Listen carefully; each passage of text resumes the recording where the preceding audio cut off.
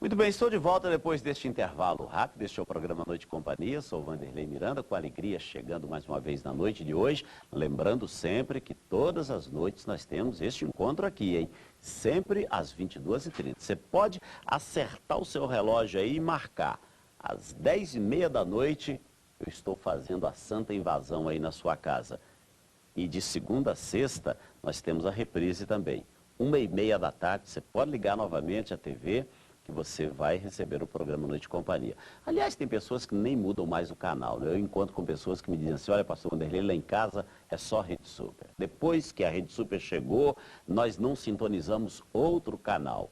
E outro dia eu ouvi uma coisa interessante do pastor Jorge Linhares, da Igreja Batista de Getsemane, aliás, o pastor que dá cobertura ao pastor Abraão ali na colônia Santa Isabel. Ele diz o seguinte, lá em casa a televisão fica só na Rede Sul. Tendo gente assistindo ou não tendo, fica sempre ligado. Porque o entendimento que eu tenho, ele dizia, é esse. Se eu estou assistindo, estou sendo abençoado. Se eu não estou assistindo, as palavras que estão sendo trazidas à minha casa estão abençoando o ambiente. É, isso mesmo. Tem gente que acende incenso dentro de casa e diz que traz equilíbrio, né? Traz paz. Tem gente que bota pedra e deixa lá cachoeirinha, né? Cascatinha d'água. Olha, isso aí é uma coisa supersticiosa. Agora, o que o pastor Jorge Linhares falou não é superstição, não. Porque as palavras não são como algumas pessoas já disseram ou como uma pessoa filosoficamente disse. Alguém diz, palavras são palavras, nada mais que palavras. Não é não. Palavras são palavras e há poder nas palavras, tanto para produzir o mal quanto para produzir o bem. Se você está com a sua televisão ligada na Rede Super, é claro que daqui só saem palavras abençoadoras. Portanto, essas palavras vão abençoar o seu ambiente. Esse é o entendimento inteligente do meu querido amigo, pastor Jorge Linhares. Que você faça também da Rede Super a sua opção de televisão. Não é entretenimento. Nós estamos aqui produzindo entretenimento, não. Estamos aqui produzindo programas que verdadeiramente vão abençoar a sua vida. Vamos continuar no papo com o casal convidado. O Abraão Aurélio de Souza, para você que está sintonizando agora, está aqui com a sua esposa, Carmen de Souza. Ambos são pastores na colônia Santa Isabel. O Abraão foi portador de hanseníase, a virchoviana, uma das mais terríveis, que, como ele mesmo disse, não tem cura. Você controla, mas ele está curado. Deus o curou. Vamos ouvir mais da história dele. Abraão, eu interrompi você, e eu falo assim, às vezes, um pouco mais espaçado e forte com o Abraão, só para você entender, é porque ele tem também um pequeno problema de audição, resultado de uma traquinagem dele lá quando ele era criança. Ele encheu o ouvido de feijão, e isso acabou produzindo uma semissurdez nele. Então, às vezes, eu tenho que falar um pouco mais alto com ele aqui, não estranha isso não, né? Aliás, que brincadeira, hein, Abraão? Botar feijão no ouvido, hein? Coisa de criança, né, pastor? Coisa a gente, de quando é criança. menino, criado sem pai, sem mãe, a gente entra em desespero profundo e, às vezes, o sofrimento nos leva a fazer coisas que a gente jamais imaginava fazer. Você diz criado sem pai, sem mãe, porque você foi para um educandário ainda criança, pra gente porque a resumir. sua mãe também era portadora do mal de Hansen. Foi resumindo aí a história, a gente nasceu num lar muito pobre, em 1960, meu pai era alcoólatra, a gente morava em casa feita de barra, de pau a pique, mamãe era doente, leprosa, muito doente, né, enferma, e o pai alcoólatra, a gente não tinha como sobreviver. E o governo, o governo da cidade onde a gente morava, pegou a mamãe, internou no leprosário, e a gente foi para o orfanato com 5 anos de idade, eu e mais 2 irmãos. O Paulo, que é o mais novo, a Maura, o do meio é o Paulo do meio. Somos 7 irmãos, né? Agora, dos irmãos, o único que De todos eles, herdou, infelizmente, o mal de Hansen foi você. só eu que nasci com o problema da doença. E eu sempre falo que a doença, ela contamina e na hora da gestação da criança, a mãe estando contaminada demais, o bebê nasce com problema de hanseníase, né? Porque o organismo está fraco, não tem resistência, não tem uma autodefesa contra os bacilos da lepra. É um micróbio terrível, né? E só Deus mesmo. E até hoje eu creio que lepra, AIDS, é só Jesus Cristo que cura mesmo. O senhor está olhando para esse nariz perfeito, as mãos perfeitas aqui, a câmera está mostrando ali. Era tudo deformado, garras para dentro. Eu tinha só o toco da mão só, tá entendendo? Apareceu, naturalmente, apareceu de uma hora para outra, porque eu creio no dom de milagre. E E Jesus opera milagre. Está lá em Coríntios, fala que o dom de maravilhas. O dom de maravilhas é diferente do dom de operar milagre. O dom de maravilha é você orar para um cego e o olho dele aparece. O senhor ora para um paralítico, ele sai andando, saltando de alegria. O senhor ora para uma pessoa que está sem braço e o braço aparece. Deus pode fazer isso. Está entendendo? O problema não está em Deus. O problema está no homem, no ser humano. Na incredulidade, muitas vezes, né, Abraão? Abraão, vamos falar um pouco daquela fase sua, aonde você viveu assim o momento mais delicado da sua vida por causa do mal de Hansen. Você, claro, infelizmente, viveu, de certa forma, à margem da sociedade por causa da sua enfermidade, não é? E essa enfermidade trouxe não só problemas no seu físico, como também trouxe problemas emocionais, trouxe problemas no seu relacionamento com as pessoas. E as dificuldades que a doença trouxe à sua vida fez com que você também, num determinado momento, precisasse sair para mendigar e foi morar, inclusive, debaixo de uma ponte. Como é que era essa história? Como é que foi que aconteceu isso? Porque, pastor, o problema não é só a deformação que a doença traz no corpo da gente. Aí tem uma deformação de caráter, tem uma deformação de vivência, né? O desprezo pela sociedade, porque a doença da lepra atinge tanto o homem, como o espírito e como a alma também. A gente perde a esperança de viver. A vida da gente se torna um lixo por causa da doença, desprezo, humilhação, e se torna tudo difícil. Em 1977, quando eu internei no leprosário, o leproso era tratado como um animal, como bicho, separado, arrancado dos seus familiares e colocado no leprosário como se fosse o lixo da sociedade, que não valesse nada. Entendeu? A mentalidade humana era muito fechada. E isso aí me causou muito problema. O que me levou a me tornar andarilho, mendigo, pedinte de cidades em cidades, primeiro foi o abandono. Depois foi o preconceito. O senhor veio, eu disse para o senhor na primeira parte do testemunho que eu fiquei triste quando eu vi minha mãe morrendo. Não porque ela estava morrendo de câncer, tuberculose, lepra, tá entendendo? Mas por causa do abandono. Ela estava no meio cercado de médico e remédio, enfermeiros, e ela estava morrendo à míngua, sem ter uma palavra de carinho, sem ter uma palavra de amor, de conforto, de apoio. E eu vi ela morrendo à míngua sem ter ninguém, e eu rebelei contra aquilo, eu revoltei contra aquilo. Porque eu saio do orfanato na esperança de poder viver com a minha mãe, que eu vi uma vez por ano. Eu passei o Natal agora super feliz com a minha família. E eu nunca tive um Natal com a minha mãe. E eu internei em novembro, em outubro, eu internei no leprosário em 77. 30 dias eu ia passar o Natal com ela. Quando eu chego no leprosário, já estava com as mãos deformando, os pés deformando, o nariz tombado, você está entendendo? E eu encontro a minha mãe no leito de morte, morrendo, sem Deus, sem esperança, no meio de médico e remédio. Por isso que eu disse que o SUS está quebrado. Essa aparência aparente que eles mostram é mentira, pastor. O senhor vê que hoje, por que as pessoas buscam as igrejas na esperança de cura de um câncer, de uma tuberculose, de uma leucemia? Porque não há esperança no homem. Não há esperança no Estado, no governo, não há esperança. O que o governo oferece para o cidadão? Não tem como. Então a esperança do Brasil é Jesus, do mundo Agora, inteiro. você falava da questão da mendicância, e eu me lembro que você disse que vocês saíam assim em grupo. Era um grupo de pessoas que saía, né? Ia para as cidades para poder pedir esmola. Foi, quando eu fui para o pavilhão, onde morava mais de 2.000 leprosos na época, quando eles mandavam o doente para o pavilhão, porque os leprosos que eram bem de vida, que tinham os membros perfeitos, eles moram em casa, que tem situação financeira boa. Às vezes o fazendeiro ficava leproso, internava ele. E ele ganhava uma casa na colônia para poder viver com a família, né? Ou sozinho. Agora, quando aqueles não tinham nada, eram colocados no pavilhão para morrer, pastor. O senhor vê hoje que o senhor vai no pavilhão do leprosário, pessoas sem perna, sem mão, sem nariz, esperando a morte chegar, não tem família, não tem um parente, não tem um amigo, não tem ninguém. A colônia precisa muito de apoio, de amor, de carinho, de ajuda. Não financeira, porque o governo cede tudo. O governo dá alimento, dá remédio, hoje dá tudo. Tem toda a cobertura. Mas o ser humano precisa de amor, de um abraço amigo, de um carinho, de um beijo, pastor. Quando você falava daquela falta, às vezes, de apoio, de assistência, isso foi uma fase que aconteceu, porque hoje, pelo que você está dizendo, a coisa normalizou. Hoje tem uma assistência boa por parte do governo para as pessoas, mas houve um momento em que isso era muito difícil e era isso que obrigava vocês a sair para pedir esmola, para mendigar? Era essa falta naquela época?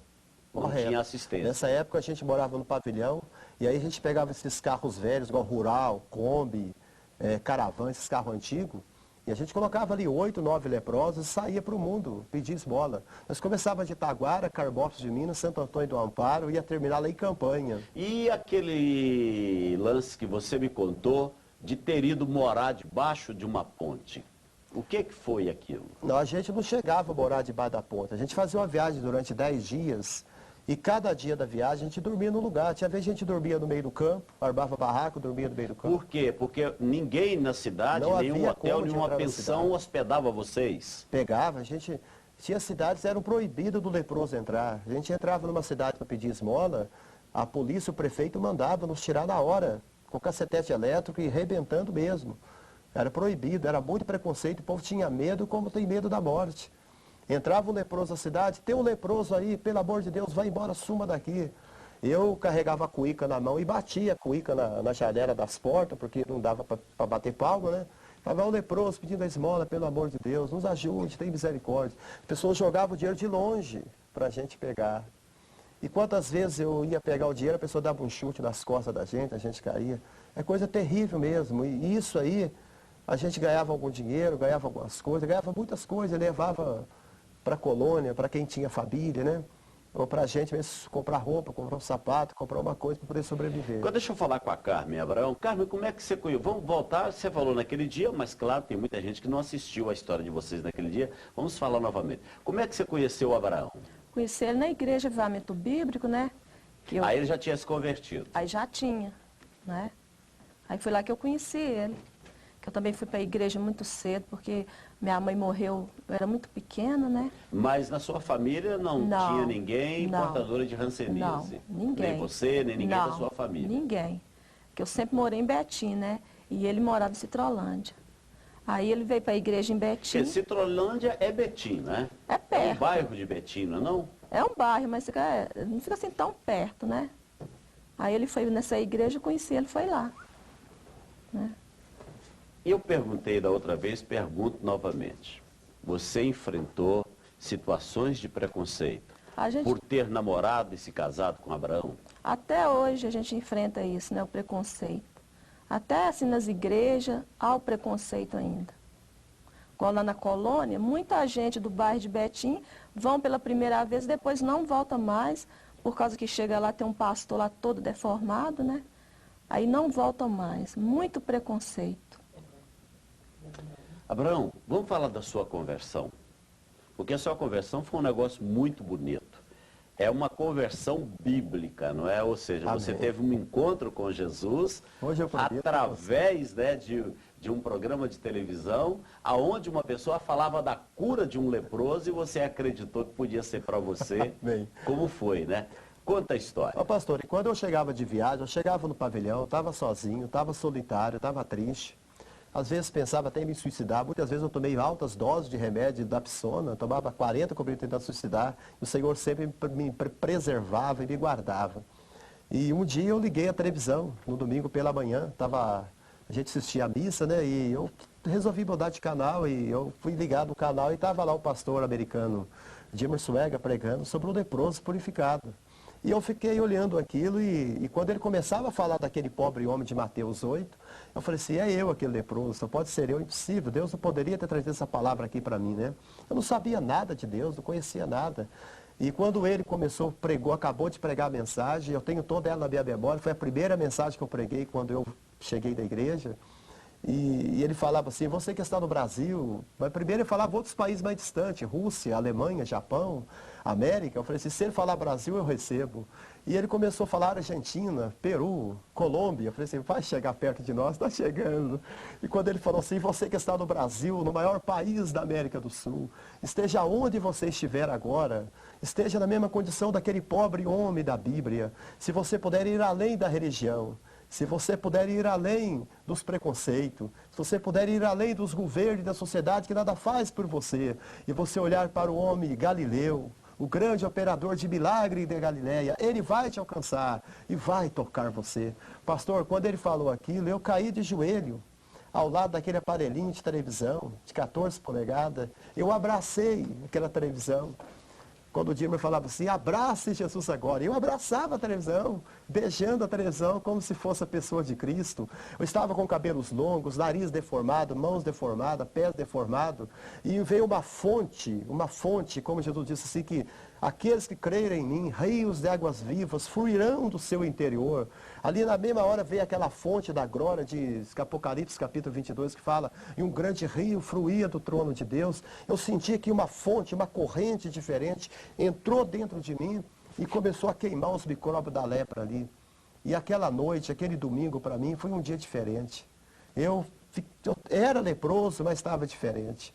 E ali eu passei a noite, dormi. Quando chegou segunda-feira de manhã, os colegas meus, Abraão, está na hora, vamos viajar. Vamos pro gato. Eles falavam gato, né? Bater gato é pedir esmola. Vamos pedir esmola, está na hora. Eu peguei um picuazinho, pastor. Meu saquinho de esmola, meu chapéuzinho, a minha cuíca que eu carregava. Você desculpa a minha emoção aqui. E eu viajei. Nós viajamos direto para Alfenas. Entramos em Alfenas. Quando a gente entrou em Machado para pedir esmola em Machado, a polícia nos prendeu, bateu na gente com cacetete elétrico. E lá para meia-noite soltaram a gente. A gente foi para uma ponte em Machado dormir. Estava chovendo. A gente dormiu em cima de capim molhado. E ali, à meia-noite, eu levantei, com as feridas do cacetete elétrico doendo as minhas costas, ajoelhei na beira do rio e falei, Jesus, eu não aguento mais. O pobre Galileu me ajuda. Aquele pregador diz que o Senhor pode operar o milagre. Eu ontem ouvi aquela mensagem. Faça de conta que eu sou aquele pobre leproso lá da Bíblia, Senhor. Faça alguma coisa por mim. Se o Senhor não fizer nada por mim, eu vou me jogar nesse rio e eu vou me suicidar. O rio estava cheio, porque era época de chuva. E eu orei. Eu orei da meia-noite a 1h da manhã. Eu orei como nunca tinha orado. Eu não sabia orar. Eu disse, Senhor, restaura o meu nariz, restaura minhas mãos, restaura meus pés. Me dá uma esposa, me dá filho, me dá família. Me dá unção para pregar como o Senhor deu para aquele pregador de Emerson Weger. Eu quero ser uma atalaia da tua palavra. Me modifica, Senhor. Me transforma a minha vida de mendigo para príncipe sacerdote. Eu preciso entrar pela cidade, entrar pelas portas da frente. Me faz de mim um novo homem, uma nova criatura. Eu orei até 1h da manhã, pastor. E eu fui dormir. E quando eu acordei de manhã, o milagre dos milagres, eu fui da beira do Ribeirão lavar o rio. Empresta essa caneca para mim, pastor. Com toda a liberdade aqui. Eu pegava a caneca de alça na ponta do meu dedinho, que eu não tinha mãos. Eu ajoelhava na beira do Ribeirão para pegar água, para lavar o rosto. Mas naquele dia memorável, até hoje eu não esqueço, eu ajoelhei na beira do rio. E quando eu levei as mãos para pegar a água, eu notei que as minhas mãos estavam ali perfeitas, essas mãos que a câmera está mostrando agora. Mãos perfeitas, os dedos todos colocados no lugar. E eu peguei a água e lavei o rosto. E eu vislumbrei, glorifiquei a Deus. E quando eu deixei a água na margem do rio parar, eu contemplei o meu semblante perfeito na beira do ribeirão. O nariz transformado, a pele limpa como a pele de uma criança nova. E eu comecei a gritar. Na hora ali, os meus pés que eu não andava direito, eu não tinha os 5 dedos dos pés, eu usava um sapato com ponta de ferro para me manter em pé. Eu comecei a pular debaixo daquela ponte, como se fosse uma criança.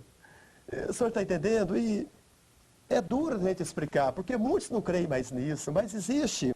E eu comecei a glorificar a Deus, e eu gritei, meus amigos acordaram, Abraão, alguém está matando ele? Não. E na mesa Jesus me batizou no Espírito Santo, comecei a falar em mistério, ninguém entendendo nada, mas eu entendia. O anjo de Deus esteve naquela madrugada e operou um grande milagre que o homem não fazia, que ninguém pode fazer. E ele operou. Sabe por quê, pastor? Porque a palavra milagre tem 7 letras.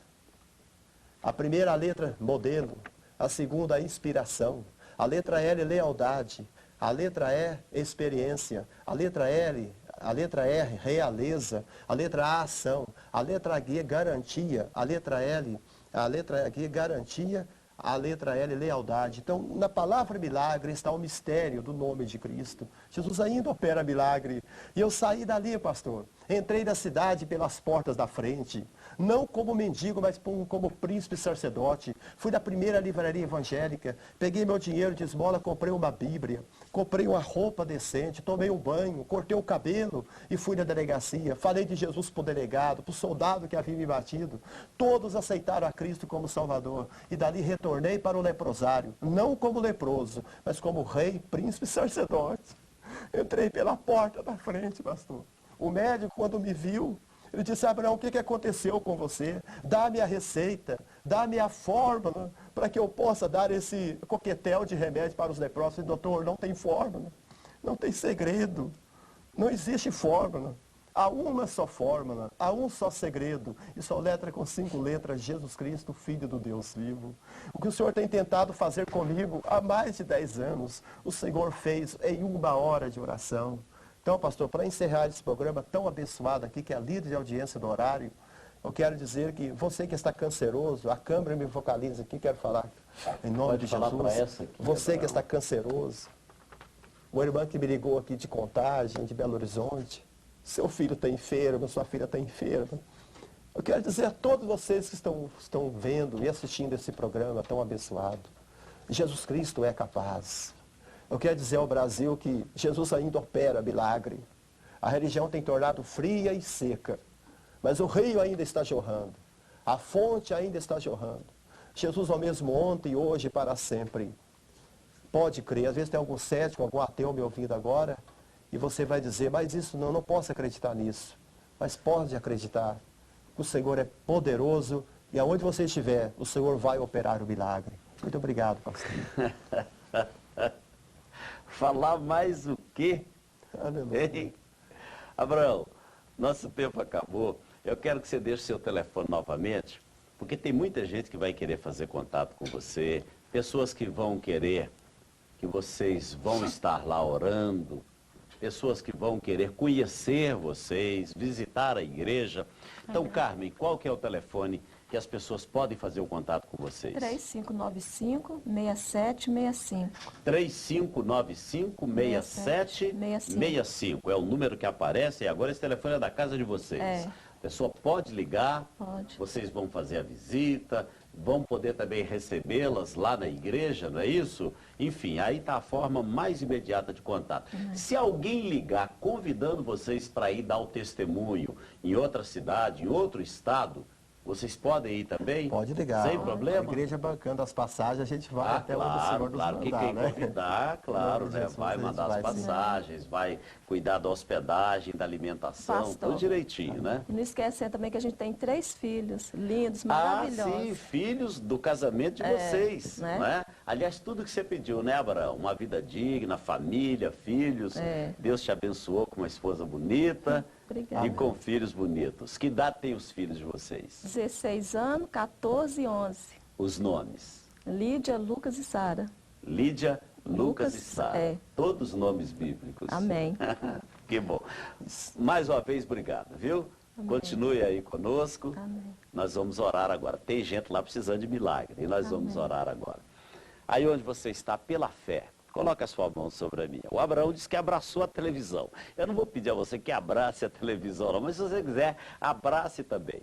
Mas coloque a sua mão sobre a minha e vamos orar agora. Creia que o mesmo Deus que curou o Abraão do mal de Hansen pode curar qualquer coisa na sua vida nessa noite. Vamos orar. Querido Deus, mais uma vez oramos. Depois desse testemunho, Pai, eu creio que naqueles corações, onde ainda havia dúvida do poder do Senhor, não há mais. O Senhor conhece as pessoas que estão agora orando, Pai. O Senhor conhece a necessidade. E algumas necessidades, meu Deus, O mundo já disse, não tem solução, não tem saída, não tem cura, não tem jeito. Mas na tua palavra está escrito em Lucas 1,37, que para o Senhor não existe impossível. Não existe impossível. E nós cremos nisso. A prova está aqui no testemunho dessa noite, meu Deus. Era impossível aos homens trazer a cura para o Abraão, mas para o Senhor não, o Senhor o curou. Assim como cremos nessa noite, o Senhor pode curar aqueles que estão agora orando. Independente de qual seja a enfermidade, Pai, não importa. O Senhor é poderoso para fazer. E para fazer infinitamente mais do que tudo aquilo que nós cremos. E oramos, meu Deus, colocando cada vida dentro do coração do Senhor. Opera milagres no casamento nessa noite. Opera milagres na vida financeira, na vida emocional, na vida física, em todas as áreas. Aonde as pessoas precisarem de um milagre, opera o milagre agora, Pai. Vá, ó Deus, ao encontro destes corações sedentos, famintos, destes corações que agora estão cheios de esperança de que o Senhor pode fazer. E eu creio que o Senhor fará. No nome de Jesus nós te pedimos. E te pedimos também, mais uma vez, nos dê uma noite de paz, uma noite tranquila, uma noite de bênção. É a nossa oração, com a nossa gratidão, no nome de Jesus. Amém, amém e amém.